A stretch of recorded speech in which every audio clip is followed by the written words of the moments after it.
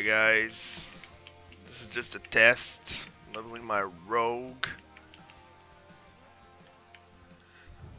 Just a test to see if like if I got the YouTube live correctly. I think I got it correctly. I sense you can see me streaming. I'm just gonna stream a bit, see if my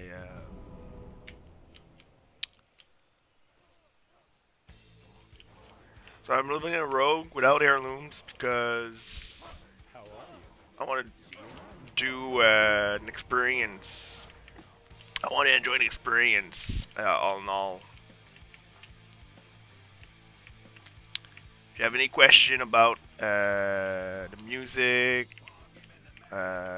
anything, practically, well, anything that pertains about this video, I'll be sure to ask. I know it's gonna be a little bit boring because it's a streaming video of some mundane task, but hey.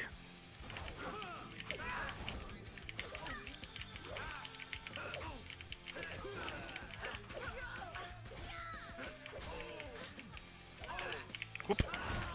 Hey.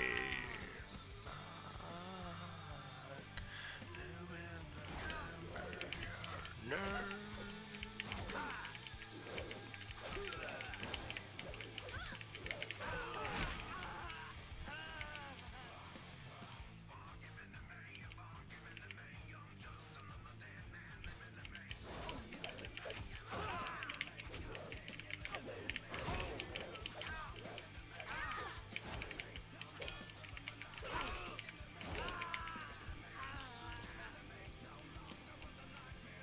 So, BlizzCon, I guess we'll have the next expansion. So that's gonna be awesome. Sorry about my throat. I'm just gonna. I have like I'm starting a cold. My girlfriend caught the flu, so well, caught a cold 5 days ago, and then what do you know? I got it. I caught it, so yeah.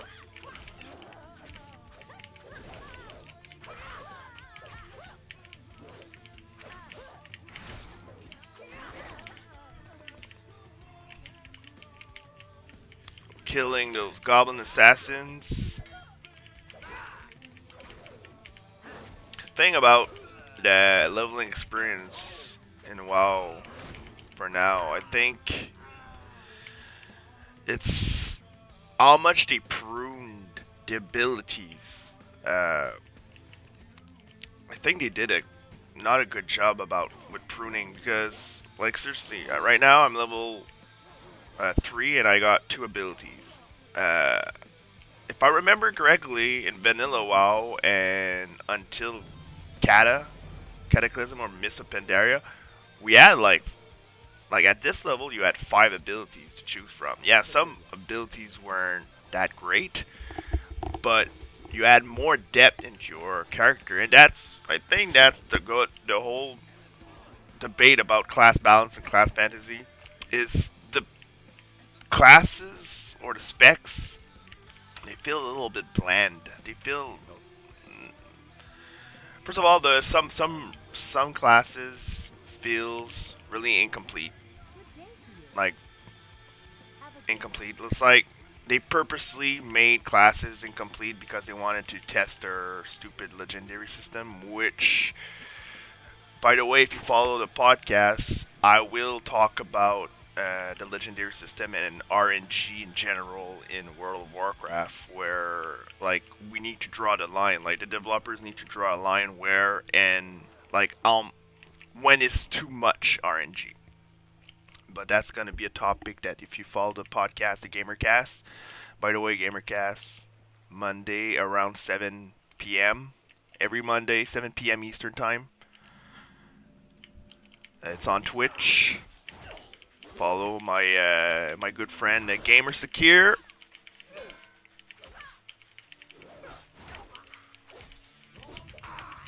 Oh yes.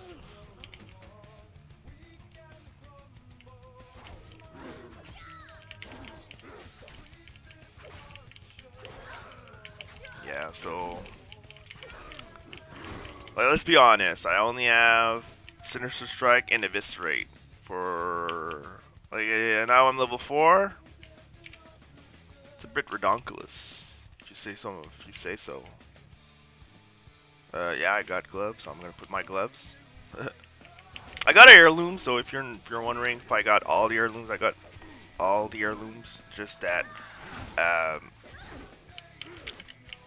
I prefer not to level with those. I don't know. They take away from the leveling experience.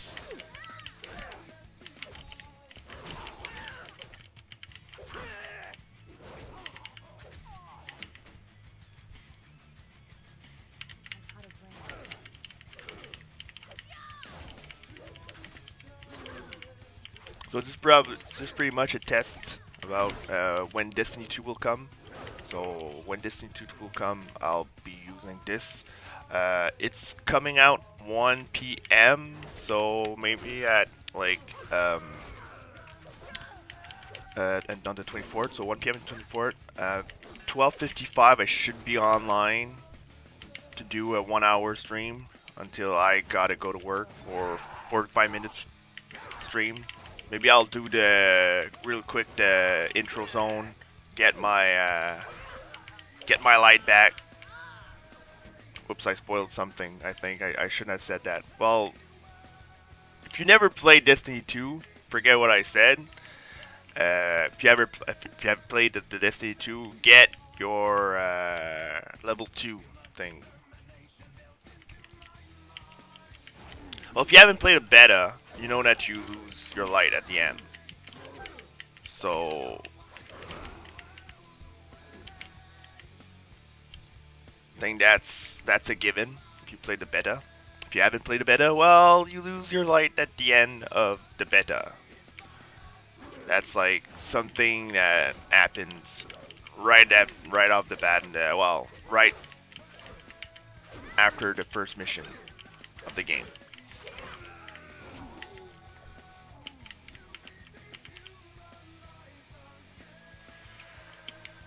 At this point, I think people from the PC, it's hard to not spoil things when you play the PS4 version or the Xbox One version. Because the console people that add like plenty on hands-on time with that.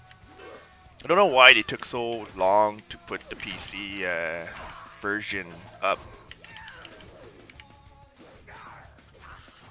It's like it would have been the greater interest of everyone to just put everything at the same time.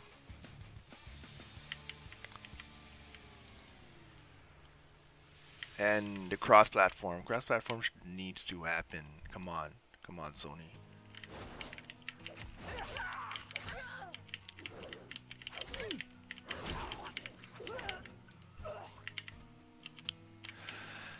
So right now I need to extinguish the fires. Don't need to kill those. Don't need to kill orcs if I can help it.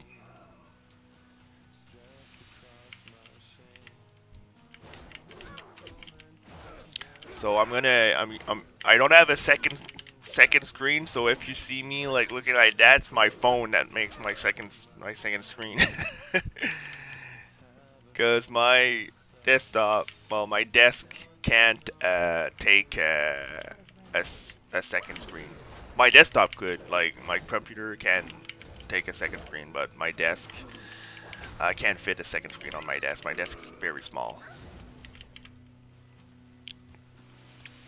But me and my girlfriend, we plan to buy a house, so I'll have like a streaming room, a gaming room, so I'll be able to, I'm gonna buy a new desk, put a new screen, and I'll be able to stream for you guys.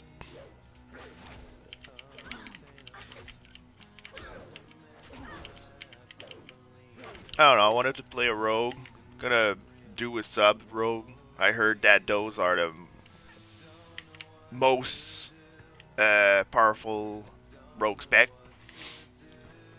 and I like subtlety. I like subtlety very much. My two favorite specs in the rogues are the combat. Well, now it's outlaw and subtlety. I heard that outlaw is it's not very good. It's like one of the bottom specs in the game. That's the thing. That's something that I see a debate where people are like, "Oh yeah, but it's okay if you have like one spec in the game is bottom when your others are top." No, it's never okay. It's never okay that your bottom spec, you have like 3 specs and they are like 2 of them are near the bottom when one is like one of the top spec in the game. But there's also a debate where someone needs to be at bottom, and I agree. Someone always needs to. You always need someone at bottom. There's gonna be always someone at the bottom, and it shouldn't be because the developer like didn't do their job very well and fucked up your class. No, it should be because, well, first of all, the encounter. If your class is not suited for encounter, that should be something that can put you on the bottom. But that needs to not happen that often, and it happens a lot more than it should. Seriously, the design team, they really need to speak with their class design to make raids where classes can shine. Like, some classes can shine one fight, and the other fight, well, they will struggle. While the other that struggled the last fight, well, they will shine. Now, you can't do that a lot. Well, you can't do that for like a very extreme, where like, let's say that one fight your top DPS is like beating everybody by a 50% margin, and then the other next fight, well, the guy who was like last, well, is now rocking the meter with a 50% margin. That's really way too extreme. What I'm talking about is a 10% margin or a 5% margin. 5% margin is pretty impossible to get, but 10% margin, it should be the sweet spot that it should go. Now, right now, the top and bottom DPS are at 20% margin from each other, and that's where it goes wrong. It's a way too bigger. It's a way too big of a gap. They really need to squeeze that. Maybe if what they should do is, when they're going to do the expansion, because let's face it, they're not going to change anything this expansion. Expansion is done, and plus we didn't hear anything from them, because really what I think what's in their mind is that every time they talk to us, they get criticized, and that's their job. Like, that's their job. You need to talk to us, we're going to criticize you, like, no matter what. We're not, like, some of us won't be happy, because these characters, like, it's been like, what, guys, 14 years, 15 years that we played these characters. Some people play their characters for 15 years. 15 years, they know the inside out of their characters. So, really, they really need to like, just let go of their paradigms and just, like, learn from us. You gotta talk to us. You gotta talk to us on what you want to do. And you gotta accept when we say, yeah, but that doesn't work because X, Y, Y, Z factors. And then this is a good communication. This is not. I don't want to be let's seriously, the communication Blizzard, what they should do and what they should strive for next expansion is, like, talk to the players, back and forth. Tell us what you want to do, because you have an idea, but sometimes you just have theory. You don't have practice in your idea because you don't play this class. Let's say that you have a class where you really don't play it and you have a cool idea for this class, but it doesn't work because the current design team or your player base is afraid that it's, let's say that it's a spell that you need to be immobile to cast, and it's going to take like a 3-second cooldown, but it's going to hit hard as hell. But now your player base is like, okay, yeah, but it's cool and all, but if there's a movement fight, we will never, ever be able to use this spell. Ever. If there's not an instant cast, or there's not an invincibility frame with that. So, of course there won't be an invincibility frame because this is RPG, but you need to have an instant cast or an instant proc. That's why we got Power Blast when an instant proc, because Power Blast needs an instant cast, because you would fuck over fire if you win that. But then Blizzard was saying, fuck you, I want to put that there. I don't fucking care about what you say. No, you can't say that. Why don't you just say, okay, so you're telling us that it's a cool idea. Yeah, it's a cool idea on paper, but if there's mobility involved in this fight, we need other options. Because yeah, you can give us a spell, but if there's mobility in the fight, we won't be ever able to use a spell. This cool spell that you design, and then no one will take it, and then you're gonna go to the next expansion, go back to the drawing board, and right now there's a lot of classes that needs to go on the drawing board, and that's what I fear about the next expansion, is that there's a lot of classes to go back to drawing board. I'm talking about Survival Hunter, a Bog DH, Prot Paladin needs to go, like, not scrapped, but they really need to get their shit straight with what they want to do with all tanks. Do they want to keep the active mitigation up? Because active mitigation, you really need to understand that if your active mitigation isn't balanced around a certain percentage of uptime, other tank class needs to have the same percentage of uptime.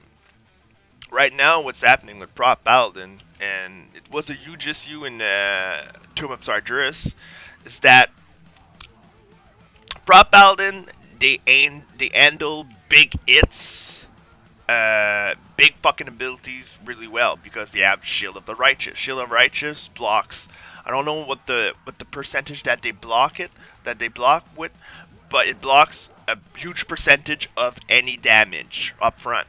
But you can't keep it 100% uptime. You can't. So what's happening is that for the Druid, the Guardian Druids, they can keep their active mitigation 100% up, because it's only armor percentage upgrade. So of course we'll have to have 100%. But the thing is that Prot Paladin doesn't die from abilities. No, they die from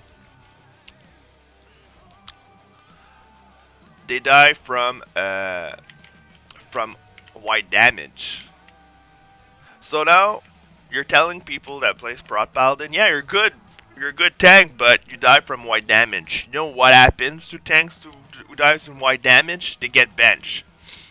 You don't want a tank to die from white damage. It's okay for a tank to die from an ability because they didn't time right their active mitigation. Now people will say, yeah, but shouldn't they be able to handle the active mitigation well? With, like, they should be able to calculate when to use their active mitigation, and that's where the problem lies. Because you have a tank that has 100% uptime on their active mitigation, Blizzard needs to balance around this tank, and that's where it all falls down. Because if you have a tank that has 100% active mitigation, and then you got a tank that has 50% active mitigation, you can't fucking balance around the fact that the 50% active mitigation tank. Because your 100% active mitigation, well, you will never need a healer. You will never need to you will always take this tank. Even though you always take this tank, because this tank is fucking shit out of luck, because you balance around this tank. So what needs to happen is that with tank, choose a uptime for active mitigation. I don't care. Talk to each other. Talk on what uptime you want for across the board, not for each class. No, across the board. What you want uptime active mitigation? Do you want a 75%? Do you want a 80%? Do you want a 50%? Do you want a 100%? Do you want? I don't think 100% will be the case, because they want to make you choose abilities. I would say the sweet spot would be a 60 to 75% active mitigation. You want some spike in your damage. You want some spike in your damage. Like you want some sort of spikiness in your healers, not in your tanks. Not that much, not too much, because you don't want your healer to pop an artery each time you fucking get damage. But you want some spikiness. What you want also to do is you want healers to know, okay, you popped a cooldown. I see that. My friend Sakir, when he was healing me on my various tanks, he knew when I popped a cooldown, and he knew when I didn't pop a cooldown. He always told me, well, you popped a cooldown, huh? Yeah. Yeah, I saw, because you're now fucking easier to heal. And that's the job of a tank. To ease the damage intake. So that's one thing that they really need to get across the board. They also need to rely on, like, they really need to talk to each other about what they want as for the damage. I would tell them to not split damage, like to not make off only physical damage or only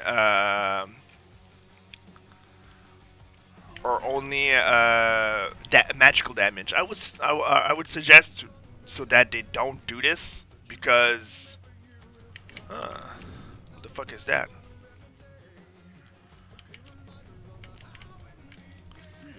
This is all OZ now, so yeah. So I would suggest them to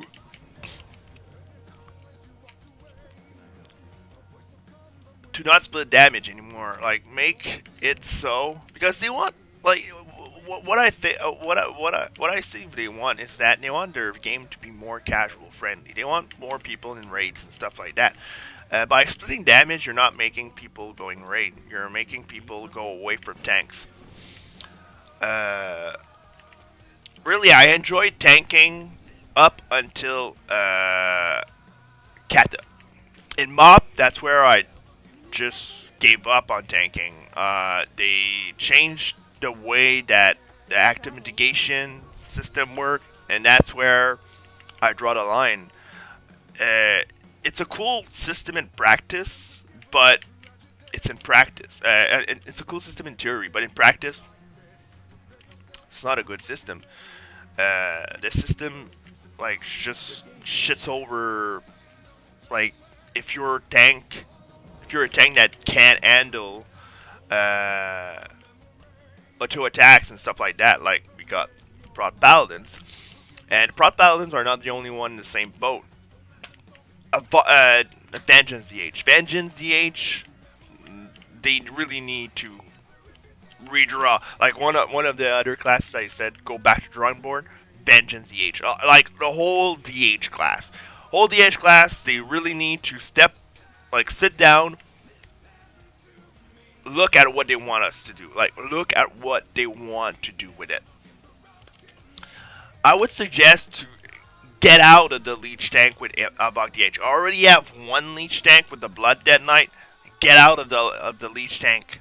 Like, you have, like, right now it's a good time because it's a new class, so it didn't time to mature enough to not fuck over. Because right now, if you would leave the leech tank, like destroy the leech tank with Blood Dead Knight, so just remove the leech tanking forever. Well, a lot of people played Blood Dead Knight for 15 years would be pissed. Well, 15 years. I wouldn't say 15 years because Dead Knights were introduced in Wrath of Lich King, but let's say 10 years. It's been 10 years you played your Dead Knight, your Blood Dead Knight, and you're used to the leech tankness. And they got a sweet spot with the Blood Dead Knight. Like, seriously, they really got it right with the Blood Dead Knight. Blood Dead Knight is one of the best tank right now. So they got something right. But with with Vengeance VH, I would say get away from the leech tankness. For me, I don't like leech tanks. I really it's really tough to balance because too much leech means you don't need a healer. Too little means you're not healing a lot and your mitigation is weak, because that's a form of mitigation. It's you take damage to heal it back or heal a portion. Thing is, you take the damage. So your leash tank needs to be stronger than an ordinary tank. It needs to be tougher than an ordinary tank, because your leash tank needs to take the abuse up front and then heal it back. This is what I suggest you do with the Blood Dead Knight. But with the DH, the Avenging DH, you have a super cool relationship with pain. You should use that. You should use, like, when they take pain, the less damage they take. More pain they have, the less damage they take. I don't know, like, how they should balance it, but that would be my guess. They really need to be creative with Vengeance DH. If you like the leash tankness, like, I would get away from it, because there's no reason why they should be leash tanking. I see that it's part of the soul system. Get rid of the soul system for fucking God's sake. Use it for a Evoke DH if you like the soul system, but get rid of the fucking soul shard system. I don't like the soul shard system. It's too complicated. It's too stupid. It doesn't equal to anything. Use the pain system. You have a cool system. What I was saying to Gam3r here is that they should give the fucking Evoke the Vengeance DH. It's another leather tank. They should give him the mitigation of a Guardian Druid. They really need to put it back where when you do a Demon Spike or out of Demon Spike, you have the mitigation of a Demon Spike, and when you're in Demon Spike, you have the mitigation of a Guardian Druid, of a Guardian Bear, who has pop his active mitigation. Thing is that also another suggestion that I would like to see is use the demon form more. I would like to use the demon form more. Like, use the demon form for the Vengeance DH. Vengeance DH, you have a cool demon form that you could use to just use it for active mitigation. Hey, when you're in the demon form, you deal more damage and you get less damage. So that would be a cool concept, where your demon form is like on a 15-second cooldown. It lasts for 6 seconds. Oh shit, I'm gonna die. Yeah, I'm gonna die. I need to get the fuck out. I don't have heirlooms. I keep forgetting I don't have heirlooms. Yeah, I'm dying. I'm dead. This is what happens when you don't have heirlooms. You die a lot. If you're not a class that can, if you're not a class that can heal, you're shit out of the lot. Oh yeah, I got my coffee. I'm gonna drink my coffee.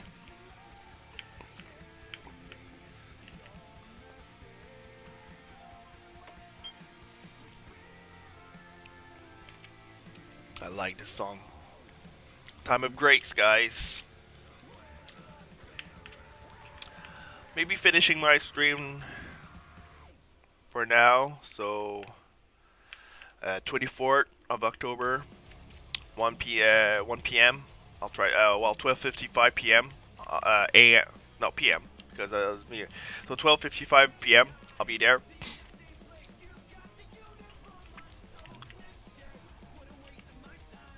So yeah, and don't forget, guys, GamerCast on Twitch.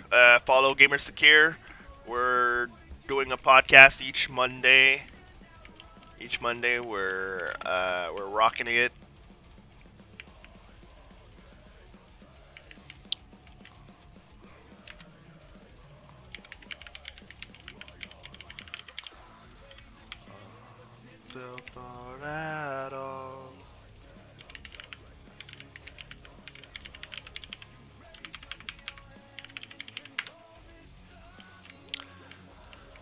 So yeah, so follow Gam3r podcast. I don't know what we're gonna talk right now. We're using a different format, so we're each talking about three. Well, we're each talking about one topic, so it's a three-topic show. So each of us adds a topic beforehand, makes us talk more.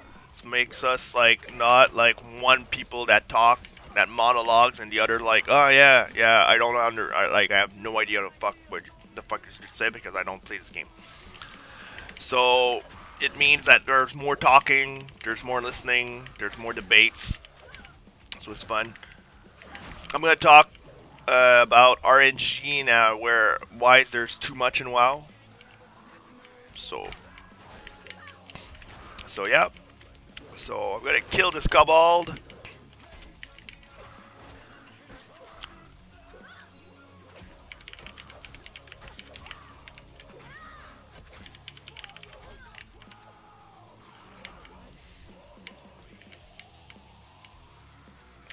So, like always, see ya, folks.